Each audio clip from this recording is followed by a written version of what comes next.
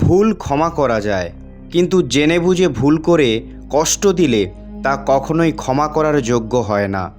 বাস্তবতা জানলে সবাইকে পর মনে হবে, তাই এই ভাবনাটা মনের মধ্যে রাখুন যে সবাই আপনার আপন। জীবন আমাকে এতটা শিখিয়েছে যে কারো ওপর কোনো রকম আশা রাখা সম্পূর্ণ বেকার। আপনার সাথে যতই ছলনা হোক, যতই প্রতারণা হোক, কিন্তু আপনি যদি কারোর সঙ্গে খারাপ না করেন, তাহলে আপনি জীবনে সবসময় উন্নতি করতে পারবেন। এই যুগে ততক্ষণ মানুষের কাছে সময় থাকে না যতক্ষণ সেই ব্যক্তিকে অন্য ব্যক্তির স্বার্থের কাছে আসে। আপনি যদি জীবনে চুপ থাকা শিখে যান, তাহলে অনেক কিছু শিখতে পাবেন আর অনেক কিছু দেখাতে পারবেন। আমার জীবনে এমন কোনো ব্যক্তি প্রয়োজন নেই যে আমার অনুপস্থিতিতে চুপচাপ আমার সম্বন্ধে বাজে কথা শুনে নেবে। নিজেকে মিথ্যা কথা বলা অন্যকে মিথ্যা কথা বলার থেকেও বেশি ক্ষতিকারক। এই পৃথিবীতে কাউকে আপন ভাবা ছেড়ে দিন, তাহলেই খুশিতে থাকবেন। জীবনে খারাপ সময় আসাও অনেক জরুরি, না হলে আপনজনের কাপড় পরা পরকে চিনতে পারবেন না।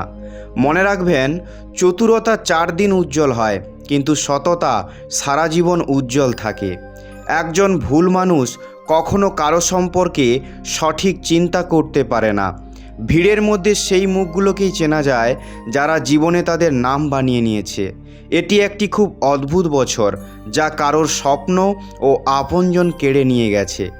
সময়, শক্তি, সম্পত্তি আর শরীর সঙ্গ দিক বা না দিক, কিন্তু স্বভাব, জ্ঞান এবং সত্য সম্পর্ক সবসময় সঙ্গ দেয়।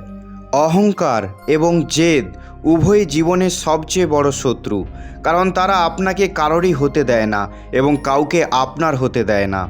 অর্থ শুধুমাত্র জীবনধারা পরিবর্তন করতে পারে, মন, স্বভাব, ভাগ্য নয়। শান্তি পৃথিবীর সবচেয়ে দামি জিনিস। একটি মিথ্যা আপনার থেকে 1000 মিথ্যাকে আমন্ত্রণ জানাবে, কিন্তু আপনাকে সত্য বলতে হবে, কারণ যে বোঝার সে বুঝে যাবে। জীবনে অনেক সুন্দর লোক আসে, কিন্তু যারা জীবনকে সুন্দর করে দেয় এমন লোক খুবই কম আসে। শুধু কাপড় নয়, ভাবনা চিন্তাও দামি হওয়া উচিত। নিজের প্রশংসা নিজেই করুন, কারণ সব আত্মীয়রা আপনার খারাপ করতে আছে।